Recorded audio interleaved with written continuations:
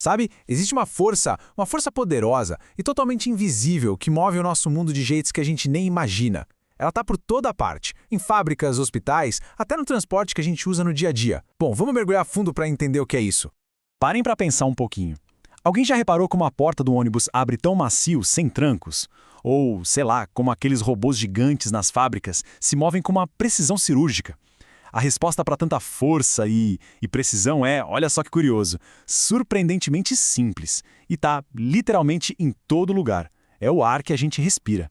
E o nome técnico para isso é pneumática. A palavra vem do grego pneuma, que significa sopro ou respiração. Basicamente, é a ciência de pegar o ar, pressurizar ele e usar essa pressão para gerar movimento e, bom, para fazer trabalho. É uma tecnologia que já tem um bom tempo, mas que explodiu mesmo na indústria em larga escala lá para a década de 1950. Então, para começar essa nossa jornada, vamos entender primeiro o que faz o ar comprimido ser uma ferramenta tão, mas tão valiosa, principalmente na indústria de hoje. E aqui a gente vê um equilíbrio bem interessante. De um lado, os sistemas pneumáticos. Eles dão um gás na produção, são super robustos e, o mais importante, muito seguros, porque não tem risco de explosão, né? Mas, por outro lado, tem suas limitações. O ar precisa de uma preparação, de uma limpeza, a força que ele gera não é tão grande quanto a da hidráulica, por exemplo, e o escape do ar pode fazer um barulho considerável. Mas mesmo com tudo isso, a simplicidade e a segurança fazem da pneumática um verdadeiro pilar da indústria. Não tem como negar. Mas aí fica a pergunta, né? Como é que o ar, uma coisa que a gente nem consegue ver, pode fazer tanta coisa? A resposta está em algumas propriedades físicas, umas características fundamentais dele. A primeira, e talvez a principal delas, é a compressibilidade. Pensa assim, as moléculas de ar no estado normal estão todas soltas, espalhadas. Mas diferente da água, por exemplo, o ar pode ser espremido. A gente consegue forçar essas moléculas a ficarem juntinhas num espaço bem menor. E esse é o primeiro passo de tudo: armazenar energia. É exatamente isso que a imagem mostra. Quando se aplica uma força e empurra o pistão, o volume de ar lá dentro diminui. A analogia perfeita é a de uma mola. É como se a gente estivesse apertando uma mola, guardando energia ali naquele espacinho comprimido. Essa é a tal da energia potencial. E aí vem o segundo superpoder do ar, a elasticidade, que nada mais é do que a tendência natural dele de querer voltar ao seu estado original, de ocupar o espaço que ele ocupava antes. Então, o ponto-chave é esse. Quando a gente para de fazer força, o ar se expande, e com muito vigor. É essa expansão que empurra o pistão de volta, liberando toda aquela energia que a gente guardou. E pronto. É assim que a pneumática cria força, cria movimento. Simples assim. Legal, agora que a gente já entendeu a física por trás, que tal a gente seguir a jornada completa do ar? Desde o momento em que ele é capturado da atmosfera até a hora que ele finalmente vai de fato trabalhar. E o ponto de partida são os compressores. Eles são o coração de qualquer sistema pneumático. Existem basicamente duas grandes famílias, como a gente pode ver aí, os de deslocamento dinâmico e os de deslocamento positivo. Mas calma, não precisa se apegar aos nomes. O importante é pensar neles como se fossem bombas de encher pneu de bicicleta. Só que numa escala industrial, super potentes. Eles pegam o ar normal, da atmosfera, e comprimem, dando início a todo o processo. E existem jeitos diferentes de comprimir esse ar. Aqui a gente tem dois exemplos bem comuns. O primeiro é o compressor de pistão, que faz aquele movimento clássico de sobe e desce, empurrando o ar. O outro é o de parafuso. Ele usa dois parafusos gigantes que giram um contra o outro, espremendo o ar entre eles.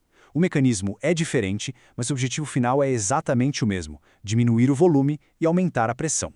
Certo, o ar já está pressurizado, mas ele ainda não está pronto para trabalhar, não. Antes, ele precisa passar por uma preparação, um condicionamento.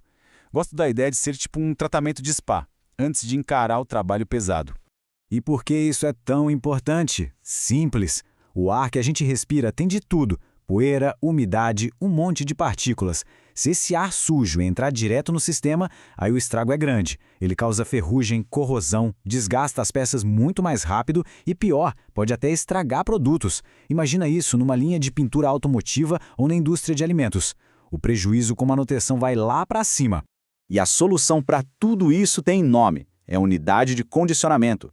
Ela é uma peça-chave, essencial mesmo, em qualquer sistema pneumático que se preze. É ela que garante que tudo vai funcionar direitinho e que os equipamentos vão durar muito mais tempo.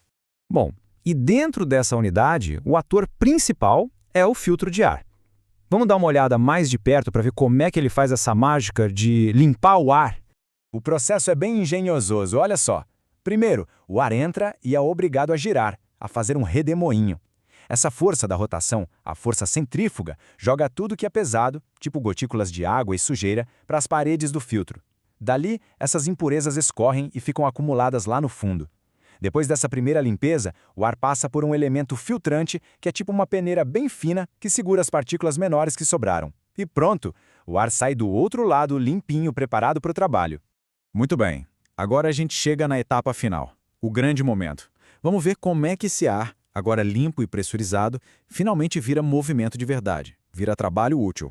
E essa transformação acontece nos chamados atuadores. Se o compressor é o coração, os atuadores são os músculos do sistema. São eles que pegam a energia do ar e transformam em força mecânica. E para criar aquele movimento de vai e vem, o movimento linear, o tipo mais comum de atuador é o cilindro. E aqui está o grande final da nossa jornada. O ar comprimido entra no cilindro, empurra o pistão com força, e é essa ação, tão simples na sua essência, que move o braço de um robô, que fecha a porta de um trem, que estampa uma peça de metal, que faz um número infinito de tarefas na indústria. A jornada do ar, desde a atmosfera até a ação, se completa aqui. E como a própria fonte diz, não tem como fugir. O ar comprimido se tornou indispensável. É uma daquelas tecnologias fundamentais, sabe, que impulsiona a automação, a eficiência, em basicamente todos os setores que a gente possa imaginar. Então, fica a reflexão. Da próxima vez que alguém vira uma porta automática se abrindo, ou um equipamento pesado se movendo com leveza numa fábrica, vale a pena lembrar dessa força invisível que está ali, trabalhando. O simples, mas incrivelmente poderoso sopro do ar comprimido.